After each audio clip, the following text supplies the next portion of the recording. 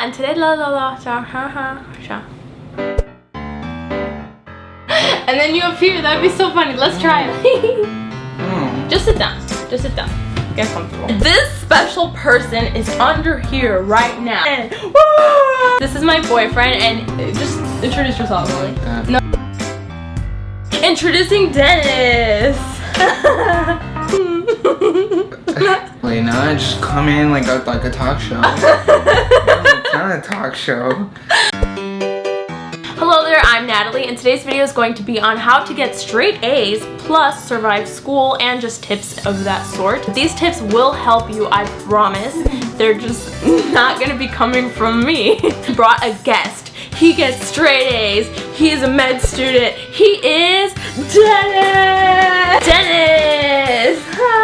Dennis gets straight A's. I don't have the best practices, whereas Dennis does have really awesome practices. So he's gonna be giving you guys a lot of tips and tricks for you to get A's. So let's get started. Regardless of what you want to believe, you're in school to be in school. Like, you don't go to socialize, you don't go to talk to your friends. Even though it's a good part of school, it's not what you're mainly there for. And by being in the first row, it makes you focus on the teacher. And it gives you initiative too, because when you're in the first row, it kind of shows like you're ready, you're confident, you're gonna be raising your hand, and you're not kind of in the back.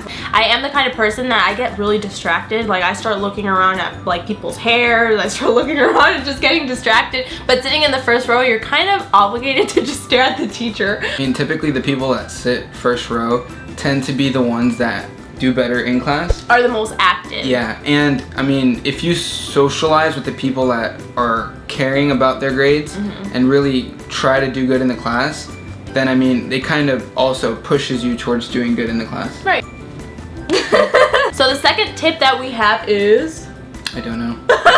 Mentality. Mentality. Class of a lot of people, you feel like it's you against the whole class. Okay. And sometimes you feel a little discouraged. You have to convince yourself that you can be that one person in the class that, like I tell Natalie, breaks the curve. Yeah. Just by feeling or just having that notion in your mind that you can be the best in the class, really makes you excel. Yeah, it makes you feel better and makes you do better. And you can really relate that to anything in life. Like, don't compare yourself so much to other people, but more so try to be the best you, as cliche as that is, but it really does. Always go for breaking the curve. Yeah, break that curve. Always make an effort to go above the average grade. Like, do you try that? No. I don't try that, but it's not something I don't want to do. Basically, push yourself by the success of others. Try not to be average. Try not to be average. You gotta do a little better. Yeah, be your best self. Do your best. Okay. So my notes tend to be very scattered, kind of colorful, and I think that is a problem. Like, too much color just distracts you. I'm like, oh, I want this to be purple, I want this to be blue, and then I'm more focused on the color than the actual content. I'm very creative, very visual, but if it helps you, hey, it helps you. Use a certain color for certain things. And it works. His notes are... So if there's something you want to buy. So if you have like a definition, for example, that you need to really memorize, so you would write definitions strictly in red. Yeah. So that's just red. So red, does red really help you? Because I feel like red is an ugly color for a lot of people. I mean, you can make it any color, but I use it red. And then if it's like a specific note that you know is important that might probably come up on the test, then you would use a different color like blue. And then your average notes, you use black, which is like the average color if you're using pens. I tend to write in pens. I don't write in pencil usually. Big boy. What I do is I do it like this master paper. Okay. Right? And it's this one white blank piece of paper with no lines, not notebook lines. And it actually looks so much better. I try to jam everything I need to know onto one page so that if I need to know anything at any moment, I can just refer to that one page and just know what it is, right? And you can just go to it anytime you want. Yeah, it's a good plan. That's what I do. That's what I told you. Tip number 4 is recording in class. Recording in class. Now, I don't know if that's allowed in high school and middle school, so this might just go for college. But if your teacher does allow you, if you're like an auditory listener, then you should, I guess, record. He does this all the time. There's a lot of people in classes that use actual recorders, but I only recently started doing the recordings when I got into upper level classes that required a lot of listening. And like I had said, lots of times teachers leave things out of either their PowerPoints or their textbooks. Right. And you might miss something during class that you don't realize that you didn't hear, right? And it could potentially be a question on a test. Potentially. Fifth tip. Fifth tip. Know your teacher. You gotta know your teacher. Yeah. It gives you an edge over certain things. If you're trying to do a sport and maybe knowing someone could really, I don't know, give you that edge over somebody else. Or knowing the PE teacher. Right, knowing the PE teacher, anything. Just knowing your teachers is always good. Just creating that relationship. I mean, for high school, you're gonna be there for 4 years, so you might as well get to know the people around you and be in good terms with them. Thinking more along the lines of like recommendation letters. Oh yeah. I don't know if this is a don't, but I say don't take school so seriously. In this in the sense that you don't want to make school your everything. Like, you need to aspire to do other things, hobbies, have things. I don't agree. Yeah, I agree. Who agrees with me? No. Agree with me.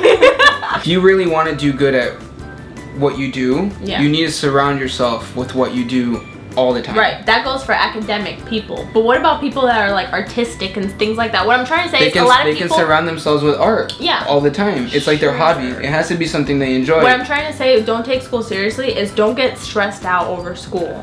I got stressed out. No, it's not worth it because it's only a little portion of your life and you need to be sane for the rest of your life. I just feel like... But you can't take it too lightly either. You can't take it lightly, but don't take it so seriously to the point where you're stressed out all the time, you're studying way too much. I don't know, I just don't find the value in that. I study a lot, all the time. You study a lot, but you study well. That's why I told you I wanted you to be here, because I don't know how to study as well as you do. But regardless of whether you study well or not, I still study for hours on end. Like, I don't... Right. Usually slack off if I have some time on the side.